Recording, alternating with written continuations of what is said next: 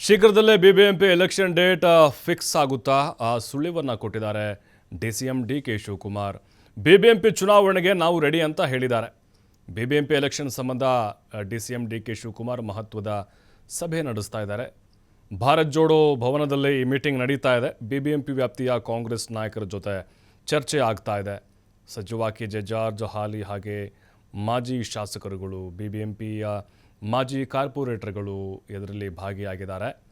ಚುನಾವಣೆ ಸಿದ್ಧತೆ ಕುರಿತು ಮಾತುಕತೆಗಳು ನಡೀತಾ ಇದೆ. ಕೆಲವೊಂದಿಷ್ಟು ಸಲಹೆ ಸೂಚನೆಗಳನ್ನು ಡಿಸಿಎಂ ಡಿಕೆ ಶಿವಕುಮಾರ್ ಅವರು ಕೊಡ್ತಾ ಇದ್ದಾರೆ. ಅಂದರೆ ಚುನಾವಣೆ ಅನೌನ್ಸ್ ಆದರೆ ಯಾವ ರೀತಿ ಕೆಲಸ ಮಾಡಬೇಕು ಮತ್ತು ಸರ್ಕಾರದ ಯೋಜನೆಗಳನ್ನು ಜನರಿಗೆ ಹೇಗೆ ತಲುಪಿಸಬೇಕು, ಅರಿವನ್ನು ಮೂಡಿಸಬೇಕು. ಜೊತೆಗೆ ಗ್ರೇಟರ್ ಬೆಂಗಳೂರು ವಿಧೇಯಕ ಏನಿದೆ ಈಗಾಗಲೇ ಅದು ಅಂಗೀಕಾರ ಆಗಿದೆ.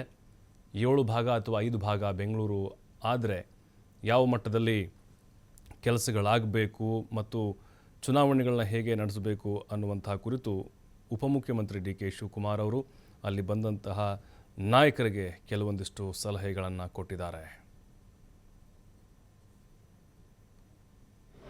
ಎಲ್ಲ ಜಿಲ್ಲೆಗಳಲ್ಲಿ ಪಾಲ್ಗೊಳ್ಳುವಂತೆ ಮಾಡೋದು. ನನ್ನನ್ನು ಬಳ್ಳಾರಿ ಕಳಿಸಿದ್ರು. ಬಳ್ಳಾರಿ ಪ್ರತಿ ವಾರ್ಡಲ್ಲಿ ಬಹುಶಃ 20,000 ರಿಂದ 25,000 ವೋಟರ್ ಮಾತ್ರ ಇರ್ತಾರೆ. 55% ಜಾಸ್ತಿ ಸರ್. ನೀವು 20,000 ವೋಟರ್ನ ನೀವು ನಿಗದಿ ಮಾಡಿದಾಗ ಈ ಕಾರ್ಯಕ್ರಮಕ್ಕೆ ಆಗಮಿಸಿರುವ ಆ ಕರೋನಾ ಇಂಥ ಸಂದರ್ಭ ಅಂದ್ರೆ ಖಂಡಿತ ನಾವು ಬಿಬಿಎಂಪಿ ಚುನಾವಣೆ ಮಾಡಲೇಬೇಕು. ಹೆಂಗೆ ಎಷ್ಟು ದಿನ ನಾವು ತಪ್ಪಿಸ್ಕೊಂಡು ಇರೋಕ್ಕಾಗ್ತದೆ. ಸೊ ಈಗ ಅಸೆಂಬ್ಲಿ ಎಲ್ಲ ಪಾಸ್ ಆಯಿತು.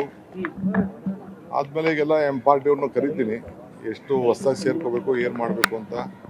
ಅವರು ಕೆಲವೆಲ್ಲ ಅನ್ಅಫಿಷಿಯಲ್ ಆಗಿ ಕೆಲವು ಸಲಹೆಗಳನ್ನು ಕೊಟ್ಟಿದ್ದಾರೆ. ಅಫಿಷಿಯಲ್ ಆಗಿ ಅವರ ಸಲಹೆ ಕೂಡ ನಾವು ಕೇಳಿ ಕಾರ್ಪೊರೇಷನ್ ಎಲೆಕ್ಷನ್ ಮಾಡಲೇಬೇಕು. ನಾವು ಯಾರು ಹೇಳಿದ್ದು 4% ಮುಸ್ಲಿಂ ಕೊಡ್ತಾ ಇಲ್ಲ, ಅದು 4% ಅನ್ನೋದು ಸುಳ್ಳು. ಅಲ್ಪಸಂಖ್ಯಾತರಿಗೆ ಅಂತ ಇದೆ. ಅಲ್ಪಸಂಖ್ಯಾತರು, ಬ್ಯಾಕ್ವರ್ಡ್ ಕ್ಲಾಸ್